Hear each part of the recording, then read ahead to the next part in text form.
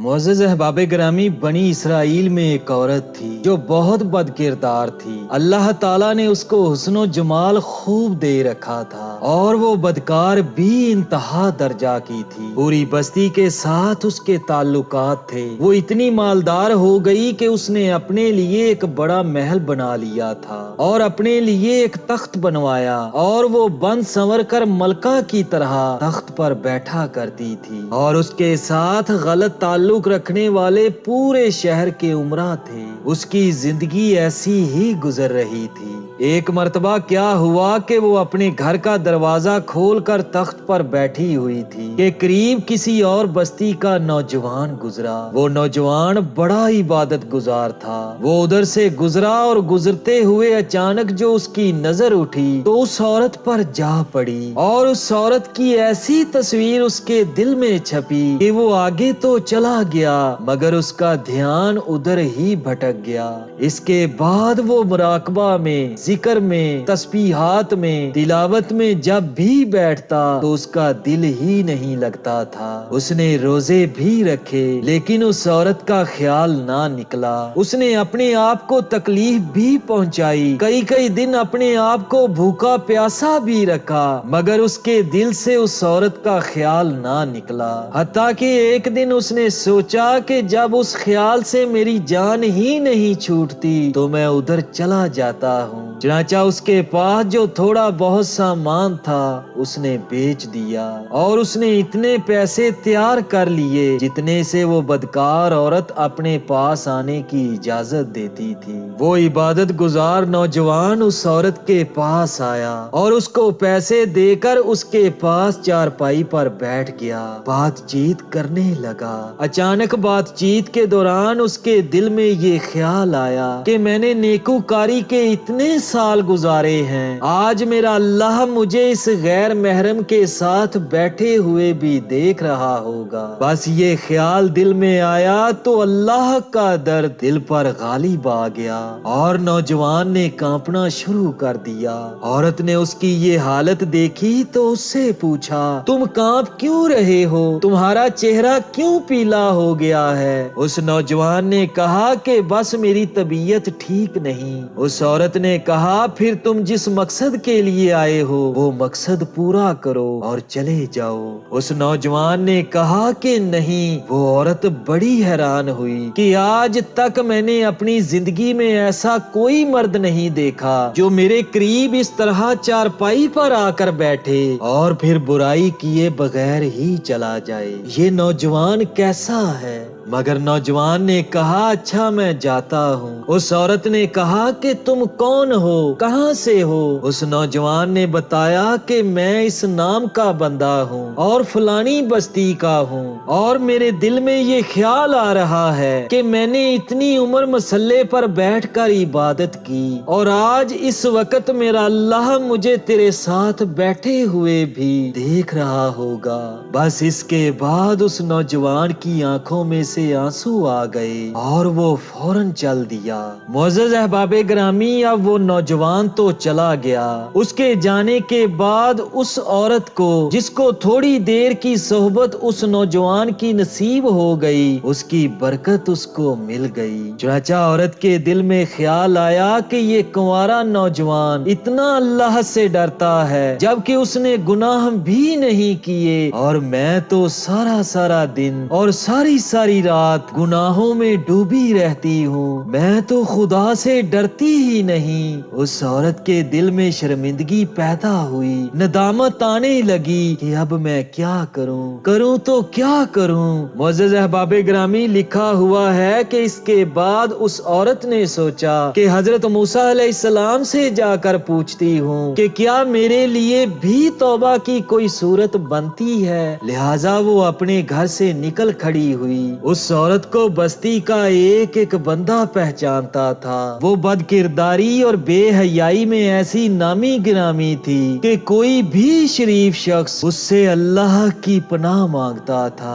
वो चली और जाकर हजरत मूसा अलैहिस्सलाम को जो देखा तो वो उस वक्त बनी इसराइल के लोगों को नसीहत फरमा रहे थे। उसने एक शख्स को कहा कि वो हजरत मूसा अलैहिस्सलाम को जाकर उसका पैगाम दे कि वो हजरत मूसा अलैहिस्सलाम से मिलना चाहती है। प्यारे दोस्तों, अब जिसको पैगाम दिया वो एक बेवकूफ था। कुछ पैगाम पहुंचाने वाले भी तो बेवकूफ होते हैं जिनको पैगाम पहुंचाने का ढंग ही नहीं आता। उस खुदा के बंदे ने सीधा जाकर सबके सामने हजरत मूसा अलैहिस्सलाम से कह दिया कि हजरत आपसे फलां औरत मिलने आई है। हजरत मूसा अलैहिस्सलाम ने जब नाम सुना तो आप अलैहिस्सलाम को बहुत जलाल आया। आप अलैहिस्सलाम के दिल में ख्याल आया कि लोग क्या सोचेंगे कि कैसी औरत मुझसे मुलाकात करने आई है, उस औरत का मुझसे क्या ताल्लुक है, लोग तरह तरह का मेरे बारे में सोचेंगे। लिहाजा हजरत मूसा अलैहिस्सलाम ने गुस्सा में कह दिया कि उससे जाकर कहो कि वो चली जाए, मैं उससे मिलना नहीं चाहता। उस बेवकूफ शख्स ने आकर उस औरत से कहा कि हजरत मूसा अलैहिस्सलाम तुम्हारा पैगाम सुनकर बड़े नाराज हुए और तुम पर खफा हो गए, लिहाजा तुम यहाँ से चली जाओ।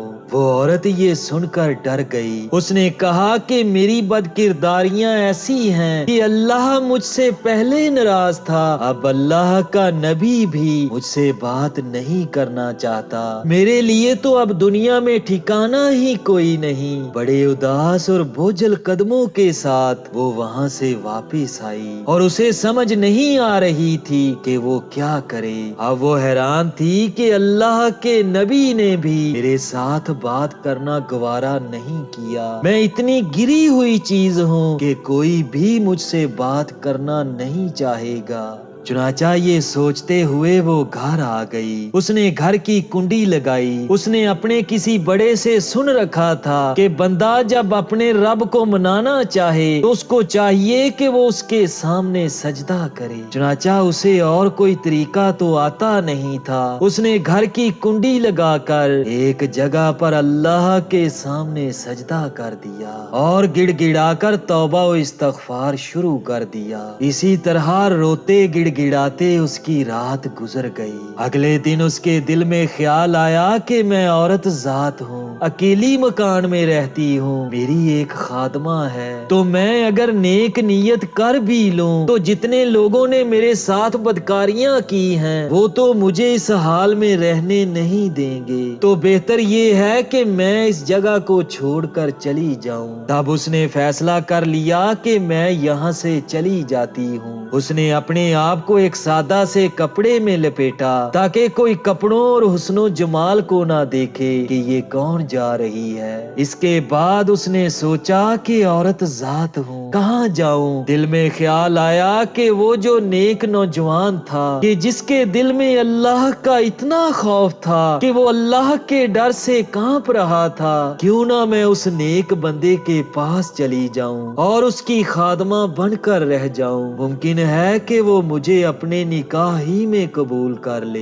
ये सोचकर वो औरत उसकी बस्ती की तरफ चल पड़ी। चुनाचा ढूंढते ढूंढते ये उस बस्ती में उसके घर पहुंच गई। घर वालों से कहा कि मैं फलां बंदे से मिलने के लिए आई हूँ। घर वालों ने उससे कहा कि उसका जिक्र इबादत का मामूल है, वो इस वक्त एक कमरे में मौजूद होता है और अल्लाह की इबादत में मसरूफ होता है। कुछ ही देर के बाद वो कमरे से निकल आएगा, तुम उसका इंतजार कर लो। लिहाजा ये इंतजार में बैठ गई। जब ये इंतजार करने बैठी हुई थी तो अचानक उस नौजवान ने दरवाजा खोला। उसकी नजर इस औरत पर पड़ी, ये सामने बैठी हुई थी। जब नौजवान ने औरत का चेहरा देखा तो उसको अपना वो वक्त याद آ گیا کہ وہ کون سا وقت تھا جب میں اپنے مسلح کو چھوڑ کر اس عورت کی چارپائی پر جا بیٹھا تھا۔ یہ سوچتے ہی اس نوجوان کے دل پر خوف طاری ہو گیا کہ کہیں یہ میرا ایمان خراب کرنے تو یہاں نہیں آ گئی۔ یہ سوچنا تھا کہ اس پر اتنا خوف طاری ہوا کہ وہ وہیں گر پڑا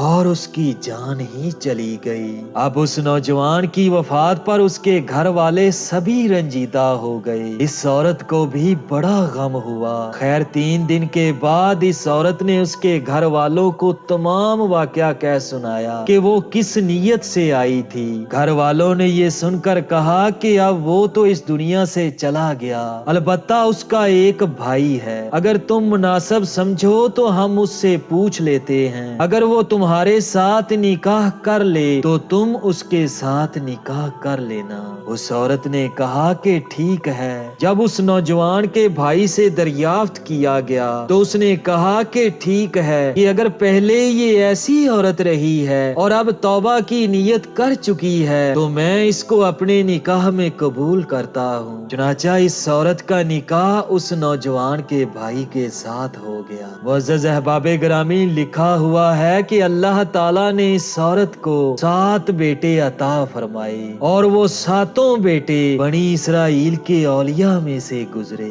ایسی بدکار عورت بھی اگر توبہ کرتی ہے تو اللہ تعالیٰ اسے 7 ولیوں کی ماں بنا دیتا ہے۔ وہ مولا بڑا کریم ہے۔ اس لیے پیارے دوستو، کبھی بھی یہ مت سمجھو کہ میرے گناہ بہت زیادہ ہیں، بہت بڑے ہیں، میری زندگی گناہوں میں گزر گئی وغیرہ وغیرہ۔ پیارے دوستو، وہ عورت جس کے شب و روز بد کرداری اور بے حیائی میں گزرے، اس کی توبہ چیک کرو کہ اللہ تعالیٰ نے اس کو 7 بیٹے دیے جو وقت کے اولیاء اکرام بنے، تو ان ولیوں کو جنم دینے والی اس عورت کا اللہ کے نزدیک کیا مرتبہ ہوگا۔ پیارے دوستو، یہ سب کچھ سچی توبہ کا نتیجہ ہے۔ اللہ تعالیٰ سے دعا کرتا ہوں کہ اللہ پاک ہم سب کو دل سے اور اخلاص کے ساتھ اپنے گناہوں سے سچی توبہ کرنے کی توفیق عطا فرمائے۔ آمین ثم آمین۔